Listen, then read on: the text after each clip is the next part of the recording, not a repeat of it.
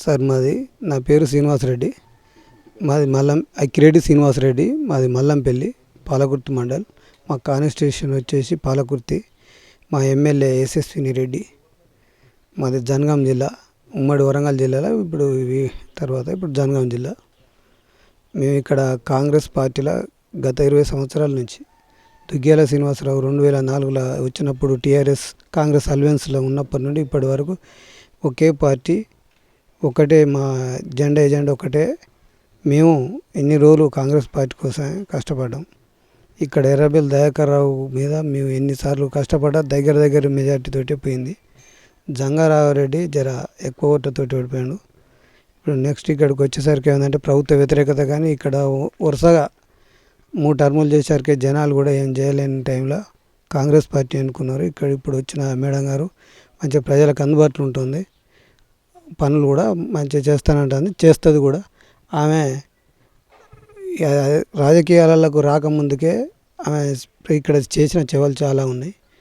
మేము కూడా Congress party sir మాకు అవకాశం ఇస్తుంది అనుకుంటున్నాం. మేడం కూడా అవకాశం ఇస్తే మేము ఇక్కడ బరాబర్ గెలుస్తాం. అయితే ఇక్కడ మాజీ ఎమ్మెల్యే మంత్రి ఎర్రబెల్లి దయాకర్ రావు ఓడిపోవడానికి ప్రధాన కారణం తెలుసు. ప్రధాన కారణం ఏంటంటే దయాకర్ రావు మినిస్టర్ అయిన తర్వాత జనాలను కార్యకర్తలు కానీ జనాలను కూడా వదిలిపెట్టాడు. మళ్ళీ ఏంటిదంటే అభివృద్ధి చేస్తానే అభివృద్ధి చాలా తక్కువైంది.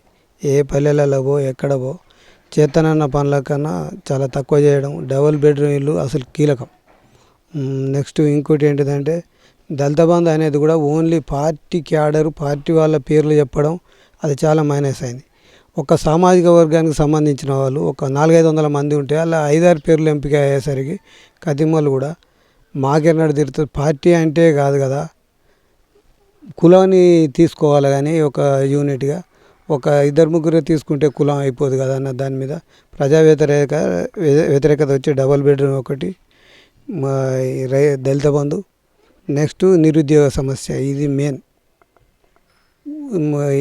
నోటిఫికేషన్ రావడం, మళ్ళీ పోవడం, ఎగ్జామ్లు రాయడం. ఈ అశోక్ నగర్లో ఉన్న పిల్లలు వాళ్ళు అక్కడనే సగం ఏజ్ దాటిపోయినారు కానీ జాబులు పడలే. టీఆర్ఎస్ గవర్నమెంట్ వచ్చినాక ఒక ఎస్ఐ కానిస్టేబుల్ పోస్టులు తప్ప పై పోస్టులు పడలేదు.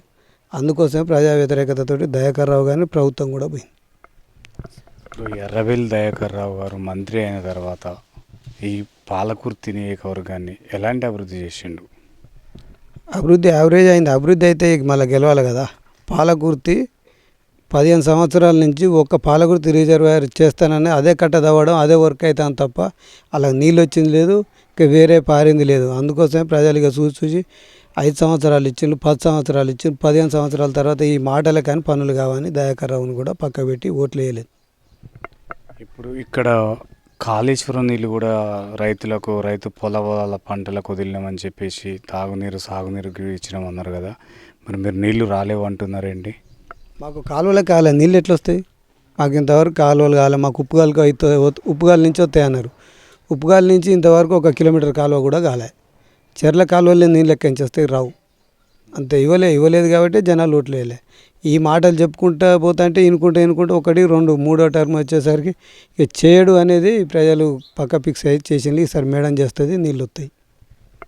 అయితే ఇప్పుడు ఎర్రబెల్లి దయాకర్ రావు గారి మెంటాలిటీ ఎట్లాంటిది? అసలు ఆయన కార్యకర్తలతో ఏ విధంగా ఉండేవాడు, సీనియర్లకు ఏ విధంగా చూసేవాడు? అంటే ఇప్పుడు మాదొక పార్టీ, వాళ్ళదొక పార్టీ. ఇప్పుడు వాళ్ళ కార్యకర్తల దాంట్లో ఏం జరిగిందంటే సార్, మెయిన్ ఇది ఒక చిన్న నాకు జరిగింది. నేను కూడా కొన్ని దిక్కులో చూసిన, మా విలేజ్లో కూడా అదే జరిగింది. సర్పంచ్ ఎలక్షన్లు వచ్చేసరికి ఒక ఊళ్ళో 2-3 పోటీలు ఉన్నారు. వాళ్ళని తీసుకొని కాంప్రమైజ్ చేయలే. ఎవడు గెలిచొస్తే వాడని వాడన్నాడు. టికెట్ ఇచ్చిన వాళ్ళు ఓడిపోయిన, టికెట్ ఇవ్వని వాళ్ళు ఇండిపెండెంట్గా గెలవడం జరిగింది. దీంట్లో కార్యకర్తలు లొల్లి పెట్టియడమే. ఒక వర్గం చేసింది, ఒక వర్గం చేయలే. వర్గపూర్ చేసిందే దయాకర్ రావు, ఆ వర్గంతో ఓడిపోయాడు. నేను ఇదే దయాకర్ రావు చేసిన పని. సంజయించి ఒకరికి ఇస్తే ఏం కాకపోవు. 3 బరిలో పెట్టడం, 2 బరిలో పెట్టడం. ఇక్కడ మాకు దేవనాయకుడు అని ఉండే, ఆయన జెడ్పీటీసీగా గెలిచిండు. ఇక్కడ సర్పంచ్ గెలిచిండు, వాళ్ళ భార్య ఎంపీటీసీ గెలిచింది. ముత్తారంలో ఎంపీటీసీగా గెలిచింది. మల్లంపల్లి ఊరు వదిలిపెట్టి ఎంపీపీ వస్తుందని. అట్లా ఆమెకు ఇక్కడ సర్పంచ్ టికెట్ ఇచ్చి రెబల్ అభ్యర్థి మీద ఓడిపోయింది. మామూలుగా ఆయనకు చాలా చిన్న ఏజ్ తోటి. అయితే సార్ చేయవలసిన పని ఏంటిదంటే దయాకర్ రావు, అక్కడ ఒక్కరికే టికెట్ ఇచ్చి నీకు ఇంకోటి ఇస్తానని చెప్పవలసిన అవసరంలో మీరు ఎవరు గెలిచేస్తే వాడు నాకు పోరా అని ఎలా కొట్టడం చాలా మిస్టేక్ ఇవే జరిగినాయి. ప్రతి ఊళ్ళో కూడా 2 గ్రూపులుగా టీఆర్ఎస్ విడిపోయింది. ఆ గ్రూపులలో ఒక గ్రూప్ చేసింది, ఒక గ్రూప్ చేయలే. దయాకర్ రావు గ్రూప్ 4 తోటే ఓడిపోయిండు అంతే. ఇప్పుడు మీ కాంగ్రెస్లో కూడా వర్గ పోరు ఉంటుంది కదా, గ్రూపులు ఉంటున్నాయి, కాన్స్టిట్యున్సీ వైజ్ కానీ మండల వైజ్ కానీ గ్రూపులు కడుతున్నారు. అంటే సార్ ఇప్పుడు ఏ గ్రూపులు ఉన్నా ఏదున్నా ఇక్కడ మేడం చెప్పిన మాటల మీద వింటారు. ఎందుకంటే ఇక్కడ కొత్త ఎమ్మెల్యే అభివృద్ధి అనేది ఇప్పుడే స్టార్ట్ అవుతుంది. ఇప్పుడు ఈ టీఆర్ఎస్ గవర్నమెంట్ 2 టర్మ్స్ వచ్చింది కాబట్టి ఒకసారి రానప్పుడు ఇంకోసారి వర్గాలైనాయి, మళ్ళీసారి ఇంకోసారి వర్గాలైనాయి. ఈ వర్గాలు మండల టీంలో జరిగాయి కానీ మా దాంట్లో అయితే వర్గాలు లేవు. వర్గాలు లేకుంటేనే మేము అందరం కలిసే పనిచేస్తాను. పక్కా కాంగ్రెస్ పార్టీ గెలుస్తుంది. మండలంలో కానీ విలేజ్లలో కానీ జిల్లాల జడ్పీ చైర్పర్సన్లతో సహా మొత్తం కాంగ్రెస్ వన్ సైడ్ సార్. ఇప్పుడు మేడము ఎన్నికలకు ముందు కూడా రాజకీయ అనుభవం లేదు, అక్కడ అమెరికాలో జాబులు చేసుకుని ఉన్నది. ఇప్పుడు గెలిచింది, ఎమ్మెల్యే పరిపాలిస్తుంది. ఆమె అభివృద్ధి ఎలా చేస్తుంది? అసలు ఆమె బలం ఏంటి, ఆమె ధైర్యం ఏంటి, అభివృద్ధి ఎలా చేస్తుంది అనుకుంటున్నారు? బలం ధైర్యం అంటే సార్, మాకు ఈ రోజు ఏదైనా ఆపద వచ్చింది అవసరం అంటే ముఖ్యమంత్రి దగ్గర కూడా 1 గంట సేపట్లో అపార్ట్మెంట్ తీసుకొని పోతుంది. చాలా బలమైన క్యాండిడేట్. యువతి సూపర్గా ఆమెకు చేసేంత దమ్మున్నది. ప్రతిసారి కూడా మేము పోయి కలిసినప్పుడు కూడా చెప్తుంది, నేను ముఖ్యమంత్రి గారి దగ్గర పోయినా పోయి మాట్లాడి మీ సమస్యలు ఉంటే చెప్పండి అని పోతుంది. ఇప్పుడు దమ్ము లేని ఎమ్మెల్యే అయితే అక్కడికి పోయి ముఖ్యమంత్రి గారిని ఏ రోజు ఆ రోజు అపార్ట్మెంట్ తీసుకోలేదు కదా. ఈమె అడిగిన అర్ధ గంటలనే అపార్ట్మెంటు మేడం గారికి వస్తుంది. మేడం చాలా పవర్ఫుల్ వ్యక్తి, ఝాన్సీ రెడ్డి. ఆమె సొంత డబ్బులతోటి కూడా ఇక్కడ కాలువలు 30 లక్షల రూపాయలు పెట్టి మన అసెంబ్లీలో కూడా చెప్పింది మేడం.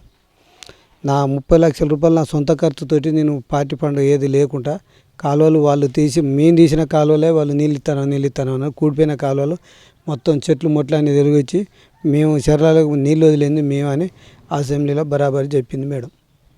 అంటే ఇప్పుడు బీఆర్ఎస్ పార్టీలో సీఎంని కలిసే సత్తా లేదా ఎవరికి? జనాలకు కానీ కార్యకర్తలకు కానీ డైరెక్ట్ మంత్రి గారు ఒక్కడే కలుస్తాడా? మినిస్టర్లకి అవకాశం ఇవ్వాలి. ఇప్పుడు వాళ్ళు మినిస్టర్లలో మనం యూట్యూబ్లో కొడితే ఎన్నోసార్లు ప్రగతి భవనం దగ్గర పోయి అపార్ట్మెంట్ ఇవ్వకపోతే మరొచ్చిన టైంలో మినిస్టర్లే చెప్పిళ్ళయి. ఇట్లా ఇప్పుడున్న minister Revanth Reddy ZPTC level candidate మండల పార్టీ అధ్యక్షులతో సాగాలుస్తాను కానీ అప్పుడున్న వాళ్ళకి ఎమ్మెల్యేలే కాదు మినిస్టర్లకే అపార్ట్మెంట్ దొరకని పరిస్థితి. ఇక్కడ మహిళనే, ఎంపీ కూడా మహిళనే కదా,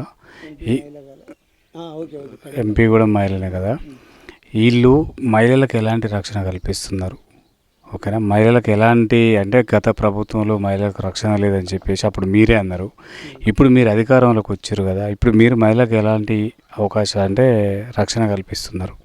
అయితే సార్ మొన్న అసెంబ్లీలో మన ఎమ్మెల్యే గారు మాట్లాడారు. ప్రతి స్కూలు ప్రతి గవర్నమెంట్ సంబంధించిన ఆఫీసులన్నీ తనిఖీలు చేసి ఎక్కడ బాత్రూమ్స్ బాగాలేవో ఆ లేడీస్ ఉన్న హాస్టళ్ళల్లో కూడా మా ప్రభుత్వ పరంగా మేము మంచి బాత్రూమ్లు కానీ స్కూళ్ళు కానీ వాళ్ళకి ఎక్కడ ఎలాంటి సదుపాయాలైనా మేము చేస్తాం. మేము ఎక్కడ పోయినా కూడా ఎక్కడ సదుపాయాలు వెళ్ళలేవు అని టాయిలెట్ విషయాలలో కూడా ప్రతి విషయంలో అసెంబ్లీలో బల్లగుద్ది మాట్లాడింది ఎమ్మెల్యే గారు. ఒక మహిళ కాబట్టి మహిళా రక్షణ కోసం కదా మాట్లాడింది. ఆ రకంగా మేడం గారు పనిచేస్తారు, చూపిస్తారు. అంటే గత ప్రభుత్వంలో విద్య వైద్యం ఈ మారుమూల గ్రామాలకి ఏ విధంగా ఉండేది? ఇప్పుడు ఇది కాంగ్రెస్ పార్టీ అధికారంలోకి వచ్చినాక విద్య వైద్యం పైన ఎలాంటి కృషి చేస్తున్నారు? విద్యా వైద్యం అంటే అందుకే స్కూళ్ళకు మొన్న ప్రతి స్కూల్లోకి పోయింది. దాంట్లో స్కూలు టీచర్లు తక్కువ ఉన్న దాంట్లో టీచర్లను భర్తీ చేయడానికి, స్టాఫ్ తక్కువ ఉన్న కాడ రూమ్లు వేయడానికి, ప్లేస్ లేని కాడ ప్లేస్ కొని వేయడం కానీ ఇట్లా సార్లను కూడా ఇంటింటికి టీచర్స్లను తోలి మీరు మంచి విద్య అందియాలని, మీ పిల్లలను పక్క విలేజ్లో పోకుండా మీ ఊళ్ళో మీరు చెప్పండి అని ఆ రకంగా సార్లు కూడా చెప్పింది. మాకు కూడా స్ట్రెంత్ ఇక్కడ 150 మంది ఉన్నారు. హై స్కూల్లో, ప్రైమరీ హై స్కూల్లో 100 మంది ఉన్నారు. ఇక్కడ మంచి స్ట్రెంత్ ఉన్నది, బాగా జరుగుతుంది. ఈ విలేజ్లో గత సర్పంచ్ పరిపాలన ఏ విధంగా ఉంది? ఎంత మేరకు ఈ విలేజ్ని అభివృద్ధి చేయగలిగాడు? అదే సార్ జరిగింది ఒకటి. ఇక్కడ ఇది ఉన్న గవర్నమెంటు బీఆర్ఎస్ గవర్నమెంట్, ఎమ్మెల్యే గారు బీఆర్ఎస్. మాకు మండలంలో గెలిచినవి 3 కాంగ్రెస్, ఒకటి మల్లంపల్లి, ఒకటి బొమ్మెర, మొత్తం 4-5 గెలిచినాయి. దాంట్లో ఒకళ్ళిద్దరు బీఆర్ఎస్లోకి వెళ్ళిపోయారు. ఇక ఉన్నోళ్ళ దాంట్లో నలుగురు ఉన్నారు. మాకు ఇక్కడ దయాకర్ రావు జర ప్రతిపక్ష పార్టీ అని నిధులు తక్కువ ఇచ్చిండు. ఇచ్చిన దాంట్లో మాత్రం సహజమైన కాడి చేసిండు. ఇంకా ఉన్నాయి. ఇప్పుడు గవర్నమెంట్ కాంగ్రెస్ వచ్చింది కాబట్టి కాంగ్రెస్ సర్పంచ్ కనుక గెలిచినట్టయితే మంచి నెంబర్ 1 ప్లేస్లో ఉంటుంది. మల్లంపల్లి మండలానికి ఆదర్శంగా ఉంటుంది. మల్లంపల్లి నుంచి కూడా మాజీ సర్పంచ్ ఇప్పుడు ప్రస్తుతానికి మండల పార్టీ అధ్యక్షుడు ఎమ్మెల్యేకు రైట్ హ్యాండ్ ఉన్నాడు. మాకు మంచి నిధులు తెచ్చి వర్కులు చేస్తాడని ఆ నమ్మకం ఉన్నది. ఆ పనులు అయితే సార్ ఇక్కడ ఎంపీ కూడా మహిళనే, ఎమ్మెల్యే కూడా మహిళనే కాబట్టి ఈ బెల్ట్ షాపులు మద్యపాన నిషేధాన్ని దాన్ని నిర్మూలించడం కోసం ఎలా కృషి చేస్తారు సార్? అది వాళ్ళ దృష్టికి తీసుకుపోవాలి. బెల్ట్ షాపులు అనేటివి అవి మామూలుగా మనం ఒకరిద్దరు మాట్లాడుకుంటే కాదు, ప్రభుత్వం కూడా ఇప్పుడు మునుగోడులో రాజగోపాల్ రెడ్డి నిషేధించాం. అట్లా కూడా ప్రతి ఎమ్మెల్యే కూడా తీసుకోవాలి. మహిళా ఎమ్మెల్యే అని కాదు, ప్రతి ఒక్కరు ప్రభుత్వమే కేర్ తీసుకుంటే అవుతుంది. వాస్తవంగా ఇక్కడ బెల్ట్ షాపులకు పర్మిషన్ లేదు, కానీ వైన్ షాపుల్లే ఇస్తాను. ఆ వైన్ షాపులు మరి వాళ్ళు ఎవరితో మా ఆప్కార్ వాళ్ళతో మాట్లాడతాలో ఎట్లా మాట్లాడతాలో కానీ బెల్ట్ షాపులు తొలగిస్తేనే బాగుంటుంది. పొద్దున్న 9-10 గంటలకు స్టార్ట్ అయితే నైటు 9-10 దాకా కూడా ఆ షాపులు అట్లనే ఉంటాయి. వాస్తవంగా జనాలలో అనారోగ్యంగా మందులు తాగి చచ్చిపోయిన వాళ్ళు చాలామంది ఉన్నారు. ఈ పని బెల్ట్ షాపులు తొలగించి ఓన్లీ మండల హెడ్ క్వార్టర్లు అమ్ముకుంటేనే కావాల్సిన వాళ్ళే పోయి తెచ్చుకుంటారు తప్ప ఈ ఊళ్ళు ఉన్నది కాబట్టి ఇచ్చరేడుగా అవుతుంది. అది తొలగిస్తే బాగుంటుందని నా ఆలోచన. అయితే మీరు ఒక నాయకుడు కాకుండా ఒక సేవకుడిగా చెప్పండి, ఈ 6 గ్యారంటీలు నిజంగా ఈ మారుమూల గ్రామంలో ఎన్ని అమలైనాయి? ఇప్పుడు ఒకటి ఫ్రీ బస్ ఒకటే సార్. ఇంకొకటి ఇప్పుడు రుణమాఫీ అనేది 2. మూడోటి ఈ మన ఈ పింఛన్లకి ఇట్లా మొన్న దరఖాస్తులు తీసుకున్నారు, అవి కూడా అయిపోతాయి. కాకపోతే క్రమక్రమ టైం ఒక పెట్టిన 100 రోజుల టైం అన్నా కానీ ఇంకా 10 రోజులు అటు ఇటు అవుతుంది. కానీ మొత్తం మీద 6 గ్యారెంటీలు బరాబర్ సక్సెస్ అవుతాయి. మహాలక్ష్మి పథకం నడుతూనే ఉన్నది. ఫ్రీ కరెంట్ కానీ ఇప్పుడు 4 అమలైనాయి, ఇంకా 2 ఉన్నాయి. మహాలక్ష్మి పథకం ఒకటి ఉన్నది, ఇంకా ఏదో ఒకటి ఉన్నది సార్. అయితే ఇక్కడ గెలిచిన తర్వాత ప్రజాపాలన అని ఒక కార్యక్రమం తీసుకొచ్చింది గవర్నమెంట్. ఆ ప్రజాపాలనలో దేనిపైన ఏ అంశం పైన దరఖాస్తులు ఎక్కువ వచ్చినాయి, అవి ఎంత మేరకు అమలు అవుతాయి, ఈ గవర్నమెంట్ ఎంత మేరకు సక్సెస్ చేస్తుంది వాటిని? 6 గ్యారెంటీలలో నేను చూసిన దాంట్లో ఏమున్నాయంటే సార్, ఒకటి ఇల్లు కావాలని ఒకటి ఉంది, నిరుపేదలకు ఇల్లు. రెండోటి పింఛన్దారులు కూడా టీఆర్ఎస్ గవర్నమెంట్ వచ్చినాక 1 లేక 2 సార్లనే పింఛన్లు రిలీజ్ చేసి కొత్త వాళ్ళకు అవకాశం ఇచ్చింది. నెక్స్ట్ ఇవ్వలేదు. అయితే ప్రతి విలేజ్ కూడా మినిమం 100 నుంచి 200 పైనే ఉన్నారు జనాలు. పింఛన్లు, ఇండ్లు ఎక్కువ వీళ్ళు 6 గ్యారెంటీలలో పెట్టుకున్నది. ఉద్యోగ యువత కూడా ఉద్యోగాల కోసం పెట్టుకున్నది. ఆ గ్యారెంటీలలో నేను చూసిన సార్. ఇప్పుడు గ్రామ పంచాయతీ ఎన్నికలు అయిపోయి చాలా రోజులు అవుతుంది, 6 మంత్ అవుతుంది కదా. ఇక్కడ స్పెషల్ ఆఫీసర్లు పెట్టింది గవర్నమెంట్, ఓకేనా. ఈ అభివృద్ధి కార్యక్రమాలు కూడా ఎక్కడ జరగట్లేవు. ఆ స్పెషల్ ఆఫీసర్లు కూడా ప్రజలకు అందుబాటులో ఉండట్లేరు, చాలా ఇబ్బందులు పడుతున్నారు. దీనిపైన మీ పార్టీ కానీ మీరు కానీ ఏమంటున్నారు? మాకు స్పెషల్ ఆఫీసర్ ప్రతిరోజు ఫోన్ ద్వారా మాట్లాడినా మాకైతే ఎప్పుడు ప్రజలలో అందుబాటులో ఉంటాడు. మొన్న కొన్ని దిక్కుల వర్షాలు పడి రోడ్లు గిట్లా బాగాలేవంటే మట్టి పోయడం జరిగింది. ఇక్కడ జనాలకు కొద్దిగా ఈ మలేరియా కానీ డెంగ్యూ కానీ కొన్ని జ్వరాలు వస్తాయంటే నైటు దోమ స్ప్రే చేయడం జరిగింది. ఈరోజు నైటే చేసిండ్రు. మొన్న క్యాంపు కూడా వేయించిండ్రు. సరే, ఇక్కడ ఉన్న మా స్పెషల్ ఆఫీసర్ అయితే ప్రజలకు అందుబాటులో ఉండి మంచిగానే మేము చెప్పిన దాన్ని ఫిర్యాదు బట్టి విలేజ్లో జరిగిన దాన్ని బట్టి ప్రజలకు అందుబాటులో ఉంటాడు సార్, పర్వాలేదు. వాటర్ విషయంలో కానీ ఒకటి బ్లీచింగ్ పౌడర్ వేయించేది ఉన్నది, అది కూడా ఇవాళ రేపు వేపిస్తారు. మొత్తం అది కూడా తెచ్చిపెట్టి స్టాక్ చేసి ఉన్నాడు. రేపు వెళ్ళిండో ఈ 2-3 రోజులలో ఆ పని కూడా అవుతాయి. మా విలేజ్కి వచ్చి ఇంకా ఒకటి ఏంటంటే కోతులు, కుక్కలు ఇంకా 2 చాలా విపరీతంగా ఉన్నాయి. ఈ రెండింటి కూడా అది ప్రభుత్వం తీసుకొని పోవాలి, ప్రభుత్వ దృష్టికి తీసుకుపోవాలి. ఇక్కడ స్పెషల్ ఆఫీసర్ నుంచి కాదు అది. మళ్ళీ కొత్త ఎన్నిక అయినాక సర్పంచ్, ఎంపీపీ, జెడ్పీటీసీ లెవెల్ అన్ని కొత్త కమిటీలు ఏర్పాటు అయిన తర్వాతనే వర్క్స్ నడుస్తాయని మేము అనుకుంటున్నాం సార్. అంటే గత ప్రభుత్వం కూడా కోతులను, కుక్కలను నిర్మూలించడం వల్ల ఫెయిల్ అయిపోయింది. మీ ప్రభుత్వం కుక్కలపైన, కోతులపైన నిర్మూలించడం కోసం అంటే ఎలాంటి ప్రయత్నం చేస్తారు? మీరు ఈ విషయం ఎంపీ కానీ ఎమ్మెల్యే గారి దృష్టికి కానీ తీసుకెళ్లారా? మేము చెప్పినాం సార్, చెప్తే అసెంబ్లీలో ప్రవేశపెడతామన్నారు. వాస్తవంగా మొన్న కౌంట్ చేసుకున్నారు ఇక్కడ మన పంచాయత్ సెక్రటరీ వచ్చి కోతులు ఎన్ని ఉన్నాయి, కుక్కలు ఎన్ని ఉన్నాయి ఏదని ప్రభుత్వానికి నివేదిక అందించిండు. దానిపైన ప్రభుత్వం ఏ నిర్ణయం తీసుకుంటే దానికి కట్టుబడి ఉండవలసిందే సార్.